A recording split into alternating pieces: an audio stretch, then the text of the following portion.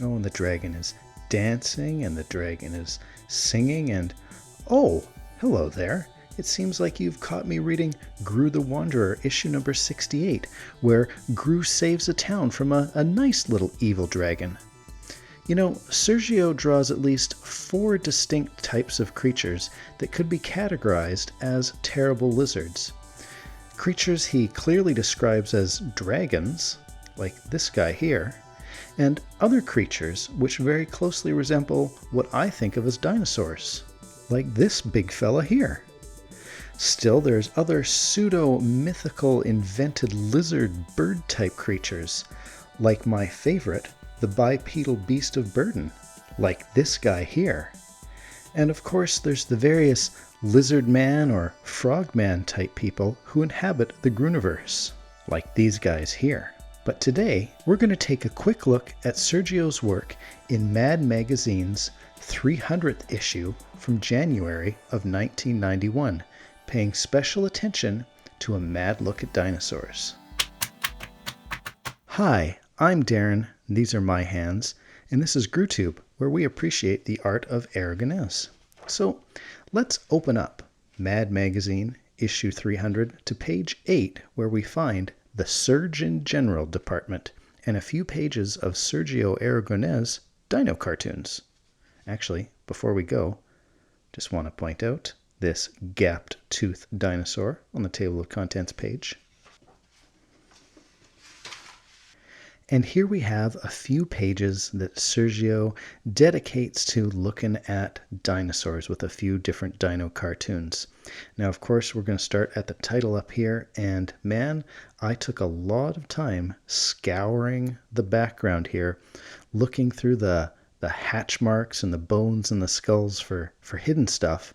I wasn't able to find anything, but man, as I started looking at these things, I was seeing all sorts of things popping out that turned out to be absolutely nothing at all. Right up here in the corner, we've got a chubby little T-Rex with a What Me Worry t-shirt, and we're not going to spend too much time with him right now because we're going to come back to him in just a second. This first 3-panel gag that we take a look at has this pterodactyl flying over the sea, and he sees this little duck kind of guy down here, and so he swoops down to pick him up, thinking that he might make a tasty meal or something like that. And well, you know, it's actually a little bit of a big-sized dino head down here. And as he pulls up, man, oh man, that is one big dinosaur that Mr. Pterodactyl's got hold of, and he doesn't look actually too impressed with what he's got to eat here. Now, what I was hoping we could do here was appreciate the art of Aragonés and learn a lesson about the density of detail. You see, we've got the same amount of detail in the pterodactyl in these first 2 panels as we have in the pterodactyl in this 3rd panel. But of course, the size changes from quite large to pretty tiny. And that change of size affects the detail density in this drawing. And in my opinion, when we get down to this small drawing of the pterodactyl with that amount of detail, it strikes the proper balance of size to detail.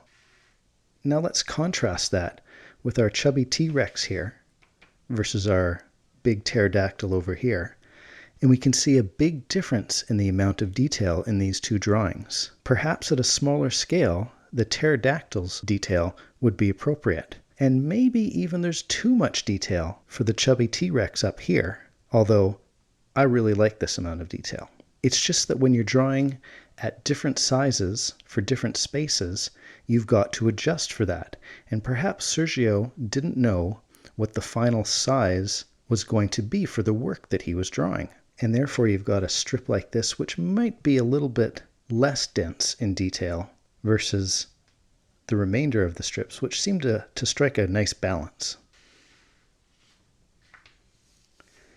The next main gag that we've got here is the meat eater versus the plant eater. And it's not the gag that you might be expecting here. Snap off one of those tail spikies, and we got some tooth picking going on. And over here on this side, we've got poor old Spikysaurus getting stabbed in the tummy when he was cuddling up with his wife. Poor dude. At the bottom of the page, we have a trip to the museum, with Dad taking his son for some entertaining education. Now, let's take a close look at this second panel and think a little bit about anatomy. I've been looking at the importance of studying anatomy for drawing, not just the human figure, but musculature and the skeletal system. And Sergio, while he may downplay his skills, it's clear that he knows his anatomy. He knows how to draw spinal column bones. And I would be very surprised if he wasn't using reference photos for these dinosaur drawings. They're really quite great. So Dad's explaining all about the dinosaurs to his son. They enjoy a film about the dinosaurs. And at the end of the day, he takes his son to the museum shop to pick out a toy to remember this great educational outing to the museum. And what does his son pick? Some samurai tortoise toy. Turning the page, we've got a classic gag up here. Oh, look, I found a bone. It's probably a dinosaur bone, Dad. Oh, no, son, you're mistaken. Dinosaur bones are huge. Oh, well. And then rounding out a mad look at dinosaurs, we've got this aquatic quadruped creature thinking about his future and his aspirations. Could his aspirations lead to phrase? Oh, look, it's Gru. Gru count +1. Ding! Loud music, strange haircuts, and air pollution. Probably best just to stay put. All right, this is Darren from the future. Let me tell you what happened between the time I recorded this video and the time that I planned to publish it. The most excellent Mad Magazine channel, Flippin' Through, released his video on Flippin' Through issue 300. I'm absolutely mortified. He's such a great channel. I love what he does, and I hate to be seen as stepping on his toes or copying from him or doing anything that would take away from the great work he does. Fortunately, the way things worked out, the two videos are actually pretty complementary. If you're interested in a more in-depth look at this particular issue of Mad Magazine, go check out Flippin' Through's most recent episode. I will put links in all the spots where links should be, and I'm glad I've got a good reason to send you to his channel today. Back to the dinosaurs. Well, I'm not going to show you every single marginal in this issue. I figured I would point out a few of them. Love me a space shuttle gag. Here's a fun one that could almost fit into the whole dinosaur digging hunting theme of the video. The big fish eats the small fish, most of the time. A nice poop joke. Look, more dinosaur humor, this time in the margins. Gesundheit. And I guess we better take a look at the fold-in, seeing as we've got Gru and Rafferto hanging out right in the very middle of it. Do you think Sergio came in to draw Gru for this one? I don't. Sergio would have got the feet right. So what do we have? Underachievers are never expected to succeed, but despite this, one ne'er-do-well has gained worldwide acclaim. To find out who he is, just fold in page as shown in diagram on the right. Oh, it's going to be old Bart Simpson down here. Or perhaps it's our own Al Jaffe. Well, that's it. Just a short one this time.